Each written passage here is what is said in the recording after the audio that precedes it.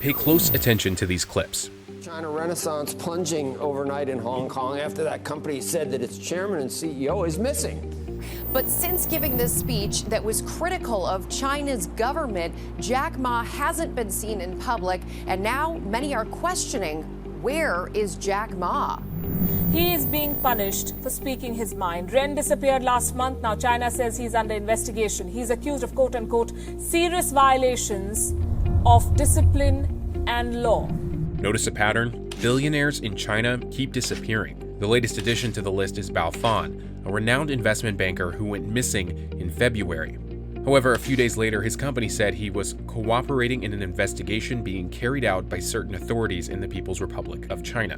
When someone like Bao Fan disappears, someone that high profile who suddenly vanishes without explanation, that inevitably sends a chilling feel through the rest of the market. How can you feel like you can do business in a place where an important leader of industry can suddenly disappear? We've seen a string of disappearances of high-profile business figures going back literally years. It seems like we can't go too long without another high-profile figure being disappeared.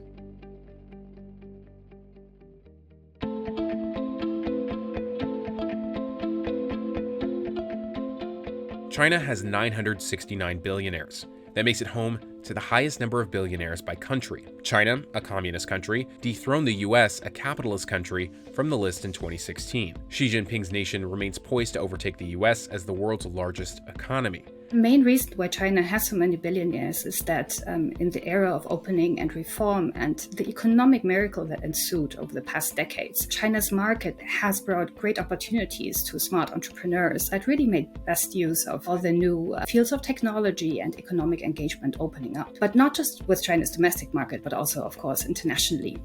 For most of the 20th century, China was one of the world's poorest countries. After World War II ended, a civil war broke out between the Chinese Communist Party and the Nationalist Party, or Kuomintang. The Communist Party's victory marked the rise of Mao Zedong, who declared the creation of the People's Republic of China on October 1st, 1949. During the 1950s, Mao implemented a 5-year plan dubbed the Great Leap Forward to improve the country's economy. The key features of this plan included forced agricultural collectivization and rural industrialization. The plan backfired, triggering one of the largest famines in human history. China's fate changed after Deng Xiaoping became the de facto leader of China in 1978. Of a fresh flow. So if you look at the policies under Deng Xiaoping, that was an era of kind of policy experimentation, particularly with this idea of the free market. Deng came into power after, a long period of time in China when the economy was very much state-driven. Resources were centrally allocated. But under Deng Xiaoping, there was a movement towards letting the market play a greater role in resource allocation. And this allowed entrepreneurship to flourish. It allowed China to cultivate commercial opportunities with the rest of the world, which really brought a lot of development and wealth and prosperity to the country. He famously said, let some people become rich first, and then those who become rich first would trickle down and get the rest of the Chinese people becoming rich. When President Xi came to power in 2012, he was still friendly to the entrepreneur class in China because he understood the private sector was the engine of the Chinese economy. Xi slowly started showing his true feeling toward billionaire entrepreneurs. In 2015, Guo Guangchang, who's known as China's Warren Buffett, went missing. The company later said he was assisting authorities with an investigation. According to a source, he was spirited out of that hotel. In 2017, Xiao Jianhua, a Chinese-Canadian billionaire, was abducted by Chinese security agents from Hong Kong. In 2022, he was sentenced to 13 years in prison for fraud and corruption. In 2020, billionaire real estate tycoon Ren Zhicheng disappeared after he called President Xi a clown in an essay over his handling of the pandemic. The same year, he was sentenced to 18 years in prison on corruption charges. Well, these are just a few well-known names on the list.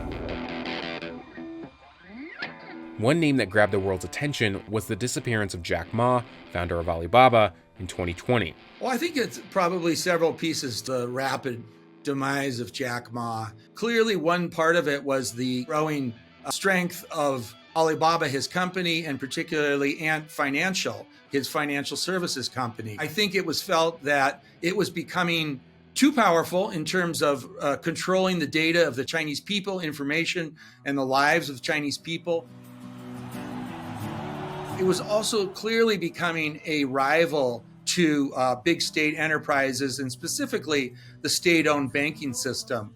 Jack Ma did not help things by his sometimes brash, outspoken personality. He directly criticized the state-owned banking sector. He described them as having what he called a, quote, pawnshop mentality. And that really ruffled a lot of feathers. So I think it was really a combination of things, real concern about the growth of Alibaba, it becoming a rival to the state-owned banking system, and also the brash character of Jack Ma rubbed a lot of regulators and very powerful people in China the wrong way. Don't forget that the rise of Jack Ma actually has a lot to do with the Chinese Communist Party and the role of government, because before Alibaba went IPO, I believe it's 2014 at the New York Stock Exchange, the key money that he received was from China Investment Corporation, which is a China's sovereign wealth fund. Actually, so from that perspective, the common sense is that you don't bite the hand that feed you.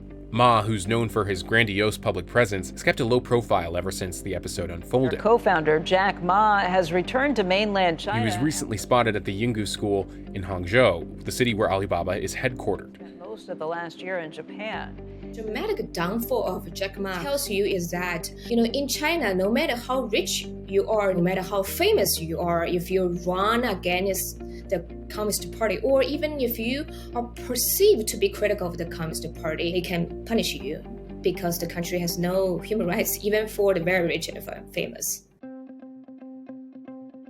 Jack Ma's episode was also the start of the so-called tech crackdown in China, where regulators targeted tech giants like Tencent, Baidu, JD.com, ByteDance, Didi, and others. China experts like Dexter Roberts, author of The Myth of Chinese Capitalism, believe the Chinese Communist Party viewed these tech giants as too powerful and influential. I have referred to the Xi Jinping era as party in command era, or the politics in command economic era. So Xi Jinping has made it very clear, and he's pursued this goal of strengthening the role of the party throughout China. So I think he used the phrase east-west, north-south, the party rules it all. And all of this really signals a new era where the party has far more control over the economy writ large, but also particularly over private business. So the question of, should private investors be, fearful of Xi Jinping? I think everyone right now is holding their breath. It's really hard to overstate the degree to which market confidence was affected by the policy developments over the past couple of years. China sometimes disappears its billionaires to send a message to industry. It might be a signal that something is coming, whether that's another industry rectification campaign or a tightening in a certain regulatory space.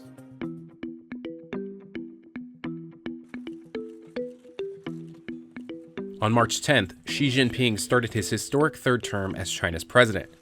Since the president's term limits were lifted in 2018, Xi is basically president for life. His primary focus right now is to strengthen the slowing Chinese economy, the second largest in the world. Beijing's strict zero-COVID policy choked the country's financial health, slumping its economic growth to 3% in 2022 from 8.1% back in 2021. It was the second slowest year for growth since 1976. In 2020, the growth fell to 2.4%. Well, I think China's had a very rough 3 years. During the pandemic, the economy has been doing very badly. I think there's an awareness at the top of the Chinese Communist Party. They need private investors. They need foreign investors to try to rebuild the tattered Chinese economy. But I do think that this is unlikely to be a long-term trend. This market-friendly attitude, I think, is happening because China needs to be market-friendly right now. I do think longer term, it's much more likely we will see a reimposition of stronger political control by the Chinese Communist Party, and that's bound to be bad for business, both foreign and entrepreneurs. This idea that private and foreign investors aren't exactly sure what's coming down the line. And that's really going to cast a shadow over China's economic prospects, not just in 2023, but perhaps the rest of the 2020s as well. Xi Jinping clearly intends to stay around for a very long time. He sees himself as the uncontested ruler of China. Anyone who challenges his power or the party's power is going to be in his crosshairs. And unfortunately, that's what a number of private entrepreneurs have experienced recently, as we've seen with the disappearance of Baofan and others. I think this trend is going to continue. The Chinese Communist Party overall is going to be more and more repressive over the Chinese society, and Xi Jinping is going to have more and more power within the Chinese Communist Party. The series of disappearances of high-profile billionaires in China is really a stark reminder that this is a fundamentally different political system, and that rule of law, despite the fact that the Chinese government regularly says it has established though in China, just really means something different there.